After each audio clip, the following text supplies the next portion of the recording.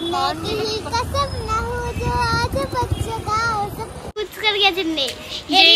Gadget से फुचका बनता है उस गैजेट दो। जापान में तो फुचका नहीं होता।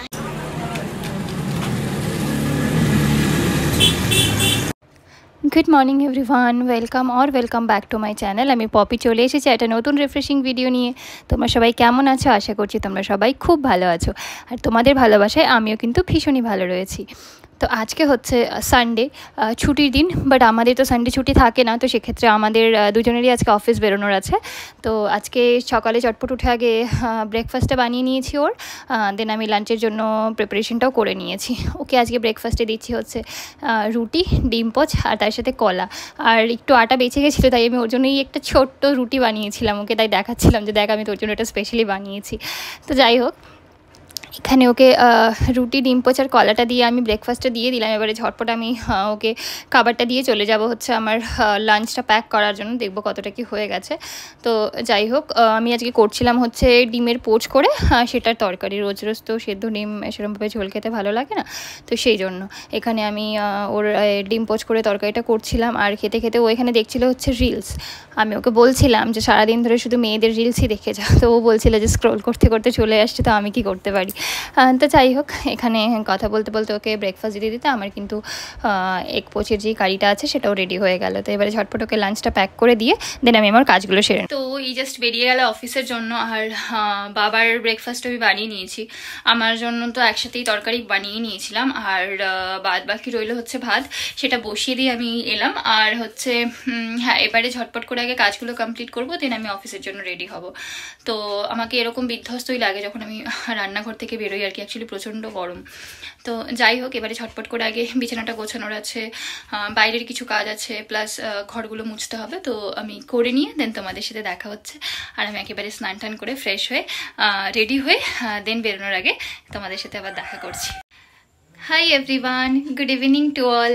এই জাস্ট অফিস থেকে বাড়ি ফিরে গেছি, আর এখন বাজে হচ্ছে 8:30। আর আমি অ্যাকচুয়ালি এখন যাব হচ্ছে টুকটাক কিছু খাবার বানাবো, বানিয়ে ফ্রেশ হব, একটু বেরোনোরও আছে। তাই আমি এই ড্রেসটা চেঞ্জ করছি না, একটু হাত মুখ ধুয়ে জল দিয়ে ধুয়ে আমি জাস্ট কিছু টুকটাক বানাবো, দেখি কি খাবার বানানো যায়। আর একটু বেরোনোরও আছে, ও জাস্ট এক্ষুনি ঢুকে যাবে, ফোন করেছিল। তো তারপর একটুখানি বেরোবো, একটা জায়গায় যাওয়ার আছে। তো চলো দেখতে দেখতে তোমাদের সাথে শেয়ার করতে থাকছি, তোমরাও দেখতে থাকো।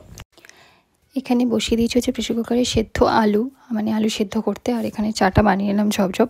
ও বললো জাস্ট 2-5 মিনিটেই ঢুকে যাবে, তো আমি সেই জন্য ওর চাটাও একেবারে রেডি করে নিলাম।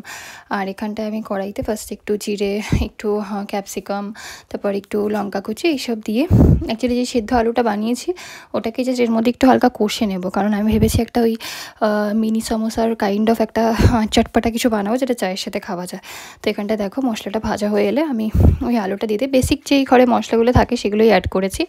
তো এখানটায় দিয়ে আমি আলুগুলোকে ভালো করে একটু ফ্রাই করে নিচ্ছি। আলুটা না আমার একটু সেদ্ধটা কম হয়েছিল, যেহেতু আমি তাড়াহুড়ো করে করেছিলাম, সেই জন্য আমি এই ম্যাশারটা দিয়ে একটু ভালো করে আলুগুলোকে ম্যাশ করে নিচ্ছি, যাতে করে সফট হয়। অ্যাকচুয়ালি পুরো মানে ব্যাটারটার মধ্যে না কোনো, যখন আলুর মিক্সচারটা বানাবো তখন সেটার মধ্যে যেন কোনো দানা না থাকে, তাহলে ওই যখন আটা বা ময়দাটার সাথে ওটা মিক্স করবো না তখন জিনিসটা ভালো হবে না আর কি, মানে যেরকম করতে চাইছি সেরকম আসবে না জিনিসটা।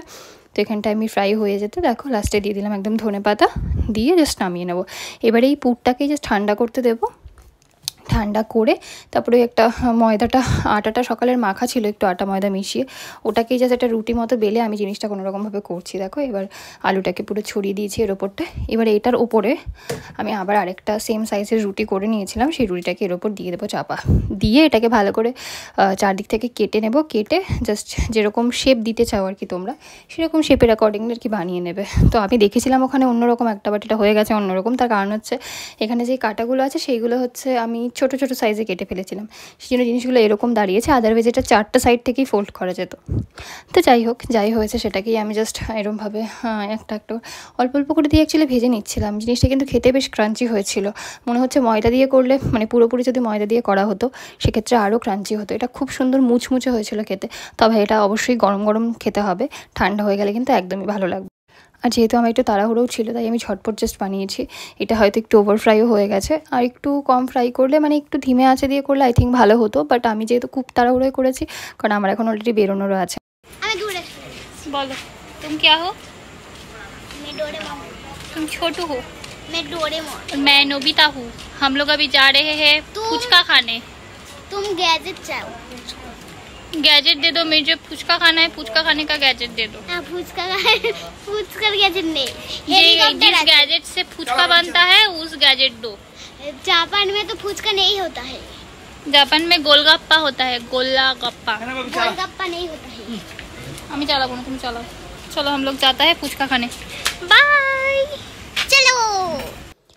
আমরা এখানে বেরিয়ে পড়েছিলাম একটু ফুচকা খাওয়ার উদ্দেশ্যে। তখন বাজছে অলরেডি রাত 9:30। আমরা বুঝে পাচ্ছিলাম না কোথায় ফুচকার দোকান খোলা পাবো। তো এক জায়গায় গেলাম, সেখান থেকে বন্ধ হয়ে গেছে। দিয়ে ঘুরে আমরা গেলাম হচ্ছে কোথা থেকে খেলাম, হ্যাঁ সরকারহাট থেকে খেলাম।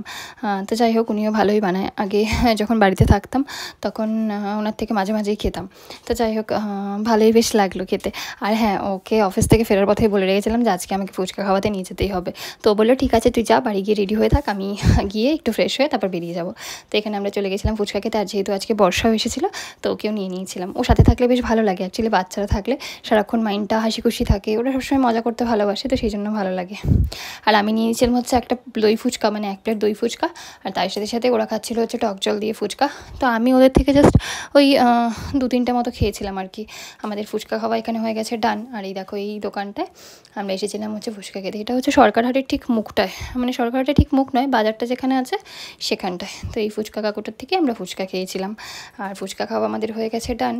আর এবারে আমরা চললাম হচ্ছে বাড়ির উদ্দেশ্যে। আর এরই মধ্যে ম্যাডাম আমাদের শোনাচ্ছিলেন গান, একটা সুন্দর গান।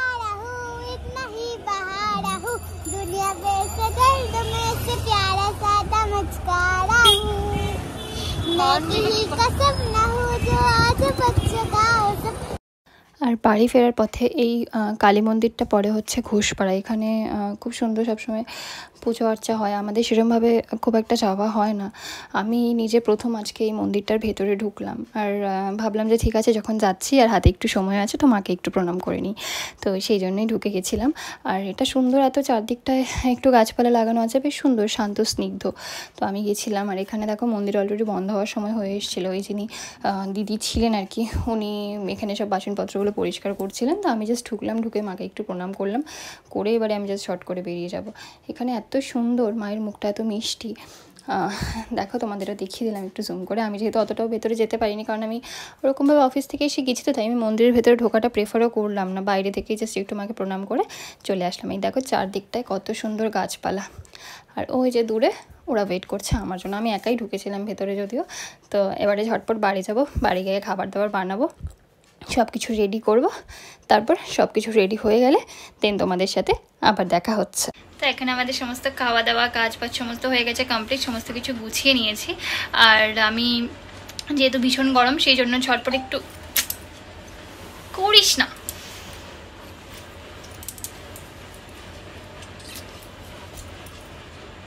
কেমন লাগে? তো যাই হোক, এখন আগে ঝটপট হচ্ছে একটা ভিডিও এডিট করা আছে, সেটা করবো, দেন যাবো শুতে। কালকে সকালে একটু তাড়াতাড়ি ওঠার ইচ্ছা আছে, দেখা যাক কতটা কি তাড়াতাড়ি উঠতে পারি। আর আমি এখন যেহেতু ফ্রেশ হতে গেছিলাম, আমি তাই জন্য একেবারে একটু শ্যাম্পু করে নিলাম।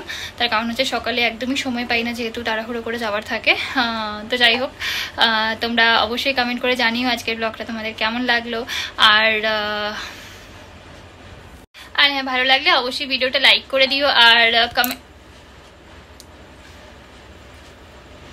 মার খেয়ে যাবি কিন্তু, কেন? আর ভালো লাগলে অবশ্যই লাইক, শেয়ার আর কমেন্ট করে দিও। Thank you so much for watching. দেখতে থেকো, আর তোমাদের ফ্রেন্ডস অ্যান্ড ফ্যামিলির সাথে অবশ্যই শেয়ার করে দিও। আর সাবস্ক্রাইব করতে কিন্তু প্লিজ ভুলো না। দেখা হচ্ছে আবার কোনো একটা নতুন রিফ্রেশিং ব্লগ নিয়ে। টিল দেন সুস্থ থেকো, ভালো থেকো, আর সবাইকে ভালো রেখো। Bye, good night. Say good night.